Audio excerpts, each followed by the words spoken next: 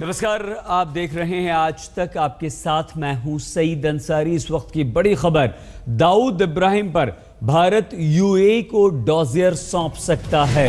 इस वक्त ये बड़ी खबर आ रही है, भारत के मोस्ट वांटेड आतंकवादी दाऊद इब्राहिम पर ये यूएई को डॉजियर सौंपा जा सकता है। विदेश सचिव विकास स्वरूप ने मीडिया को दी गई ब्रीफिंग में इस बात के संकेत दिए हैं। विदेश सचिव ने कहा है कि हमें भारत और यूएई के बीच बड़ी रणनीतिक साझेदारी की उम्मीद है। आपको बता दें कि आज तक ने पहले ये बता दिया था कि दाऊद पर भारत यूएई को डॉजियर सौंप सकता है। आज तक के पास डॉजियर की कॉपी भी मौजूद है। मतलब ये कि मिशन दाऊद पर नरेंद्र मोदी हैं। यूएई में अंडरवर्ल्ड डॉन की प्रॉपर्टी सीज कराने की भारत की ये कोशिश है। The Indian side asking for some specific help from UAE in connection with Pakistan, for example, and more specifically about seizure of properties of Dawood Ibrahim in the Emirates. Prime Minister will travel to Dubai, where he will meet the Prime Minister and the ruler of Dubai also. All I can just say to you is that we expect the unveiling of a comprehensive strategic partnership between India and the UAE following the talks at the highest political levels. आइए सीधे इस वक्त मंजीत नेगी हमारे संवाददाता के पास आपको लिए चलते हैं। मंजीत, दाऊद इब्राहिम के बहुत सारे कारोबार दुबई में हैं। भारत की तरफ से ये जो कोशिश है, डॉजियर जो सौंपा जा रहा है, इससे इस आतंकवादी पर शिकंजा कसने में हमें कितनी कामयाबी मिल सकती है?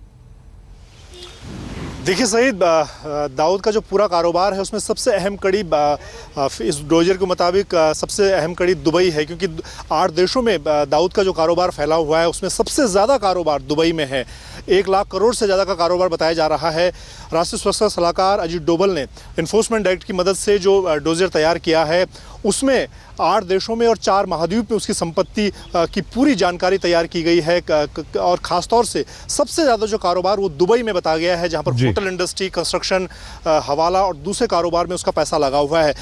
इस करीब 150 पेज से ज़्यादा का डॉजियर है। उसमें अगर हम सिर्फ 2 पेज की पर जानकारी देखें, 8 से लेकर 11 नंबर का जो पेज है उसमें सिर्फ दुबई में सबसे ज़्यादा कारोबार बताया गया है और वहाँ पर उसका जो छोटा भाई अनीस इब्राहिम है। इसके अलावा जो संपत्ति का भी बता दीजिए जल्दी से, जो दाऊद की संपत्ति दुबई में है। देखिए, दुबई में ही सबसे ज़्यादा संपत्ति सईद बताई गई है और इस पूरे कारोबार में हालांकि 8 देशों में की बात की जा रही है, लेकिन सबसे ज़्यादा संपत्ति दुबई, उसके अलावा लंदन की बात की जाए, जहां तक दुबई की अगर बात की जाए तो दुबई में होटल में मंजीत रोकना पड़ रहा है। और आपने जिस तरह संपत्ति की बात की तो बता दें कि दुबई में आज दोनों देशों के बीच शिखर वार्ता भी होगी और सूत्रों के अनुसार इसमें अंडरवर्ल्ड डॉन दाऊद इब्राहिम के खिलाफ नरेंद्र मोदी सरकार डॉजियर दे सकती है, जिसके बाद यूएई सरकार एक आतंकी की काली कमाई को जब्त करे। आज तक के पास उस डॉजियर की एक्सक्लूसिव कॉपी मौजूद है।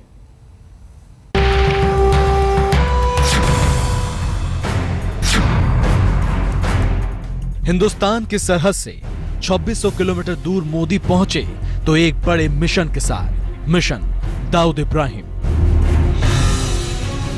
दुबई में यूएस सरकार के साथ मोदी के निशाने पर सिर्फ अरबों खरबों का कारोबार नहीं है, बल्कि भारत के सबसे बड़े दुश्मन, दुनिया के सबसे बड़े डॉन पर शिकंजा कसने की रणनीति भी बनाएंगे मोदी। आज दुबई में शुरू होगा मोदी का मिशन दाऊद इब्राहिम, एक ऐसा मिशन जो इस मोस्ट वांटेड को कर देगा पाई पाई का मोहताज। मोदी के साथ यूएई दौरे पर पहुंचे भारत के राष्ट्रीय सुरक्षा सलाहकार अजीत डोभाल के पास है दाऊद की काली कमाई और बेनामी संपत्ति का पूरा कच्चा चिट्ठा, जिसे यूएस सरकार को सौंपकर प्रधानमंत्री मोदी करेंगे मांग दुबई और यूएई के दूसरे शहरों में मौजूद दाऊद की संपत्ति को जब्त करने की। यूएई में सरकार के मुखिया शहजादे जायद अल नहयान से मुलाकात के दौरान आज प्रधानमंत्री मोदी खास तौर पर आतंकवाद के मुद्दे पर चर्चा करेंगे और इस दौरान एनएसए अजीत डोभाल उन्हें वो डॉजियर सौंपेंगे जिसमें दाऊद और उसके सहयोगियों की दुबई में संपत्ति का ब्यौरा दर्ज है। आपको बताते हैं कि दुबई और यूएई के दूसरे शहरों में दाऊद की काली कमाई का साम्राज्य कितना लंबा चौड़ा है। दुबई में दाऊद ने लगाए हैं 700 करोड़ अमेरिकी डॉलर। खुफिया सूत्रों के मुताबिक दाऊद के गुर्गे नरेश जैन ने यह खुलासा किया है। दाऊद ने सीधे अपने नाम के साथ ही सहयोगियों के नाम से बेनामी संपत्ति और शेयर भी लिए हैं। Mihaj investment, Formosa international, Sojitz international कंपनियां दाऊद की ही हैं। Dubai investment park, Dubai Marina and TECOM investment के साथ ही कई कंपनियों में दाऊद के शेयर हैं। शेख जायद रोड पर 5 लाख स्क्वायर फुट का प्लॉट है।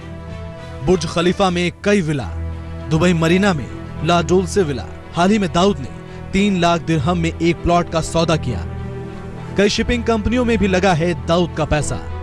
अल मंसूर वीडियो कंपनी पर भी दाऊद का कब्जा।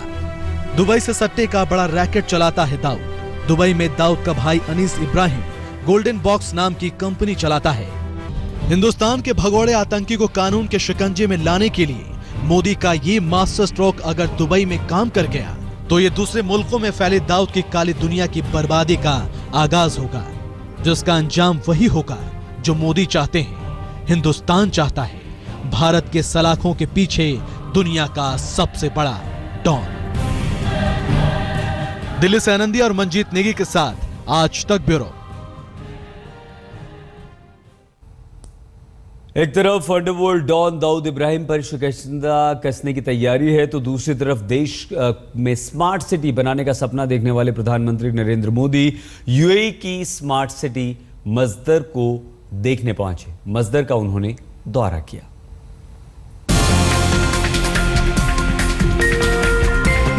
सपने जैसे शहर मस्दर में प्रधानमंत्री नरेंद्र मोदी जब पहुंचे तो वो भी विज्ञान के चमत्कार को नमस्कार किए बिना नहीं रह सके। मोदी मस्दर शहर पहुंचे तो सबसे पहले एक छोटी सी इलेक्ट्रिक कार में सफर किया। मोदी स्थानीय अधिकारियों के साथ शहर को देखने के लिए निकले पीआरटी यानी पर्सनल रैपिड ट्रांजिट में। मोदी ने खुद ट्वीट कर बताया कि उनके लिए ये कैसा अनुभव था। हमने बीआरटी के बारे में सुना था, लेकिन मस्दर शहर में पीआरटी या पर्सनल रैपिड ट्रांजिट के बारे में जाना। इस शहर की कई और खासियत भी हैं। ये शहर दुनिया का पहला जीरो कार्बन इमिशन वाला शहर है। यहाँ सोलर एनर्जी का इस्तेमाल होता है।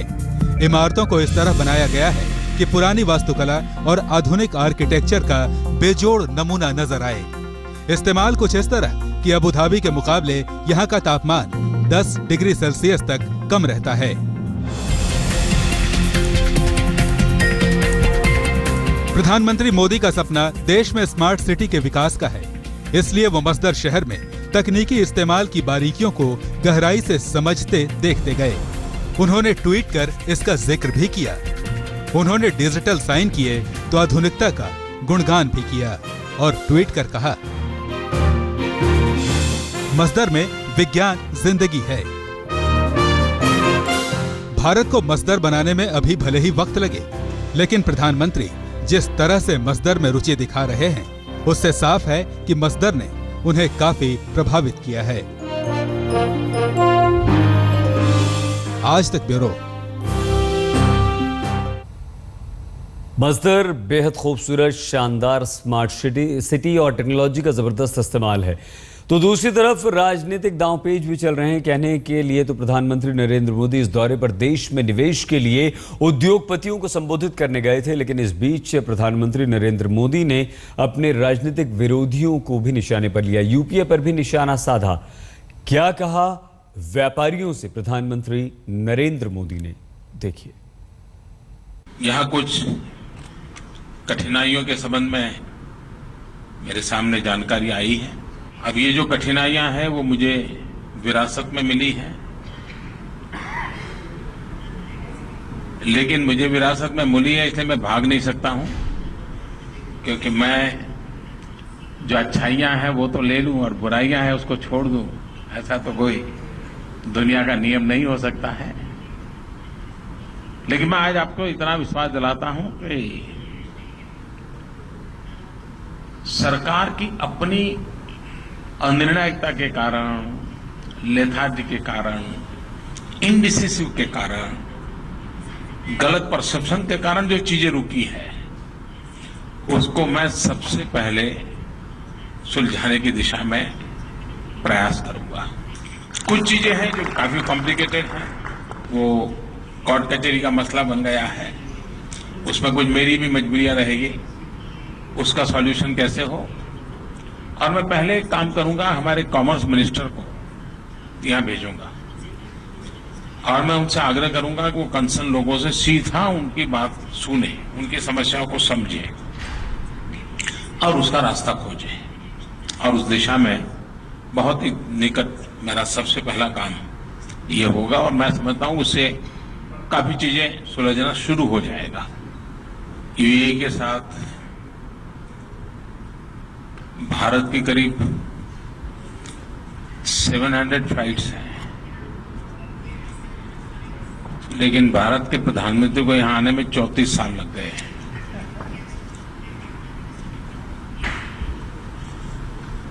मैं सबसे पहला वादा करता हूं कि आगे से ऐसा नहीं होगा। तो आज शाम का प्रधानमंत्री नरेंद्र मोदी का क्या कार्यक्रम है हम आपको बताएं। दुबई इंटरनेशनल क्रिकेट स्टेडियम में एक बड़ा कार्यक्रम है। भारतीय समुदाय के लोगों को संबोधित करेंगे। 50,000 से ज्यादा लोग शामिल होंगे जिन्होंने सीटें पहले से बुक करवा ली हैं। 4 बजे स्टेडियम के दरवाजे खोल दिए जाएंगे और शाम 6:30 बजे से शुरू होंगे सांस्कृतिक कार्यक्रम। रात 8 बजे प्रधानमंत्री एक सभा को भी संबोधित करेंगे। 8 बजे संबोधन होगा और सभा में आने के लिए विशेष शटल सेवा भी चलाई जाएगी। गोल्ड, सिल्वर और प्लेटिनम पास भी इस सभा के लिए रखे गए। कैमरे, इलेक्ट्रॉनिक उपकरण लाने ले जाने पर यहाँ पर पाबंदी होगी। अगर आप सभा में शामिल होना चाहते हैं, बाहर से पानी की बोतल और खाना लाने की भी मनाही है, यानी कि सुरक्षा के सख्त इंतजाम किए गए हैं।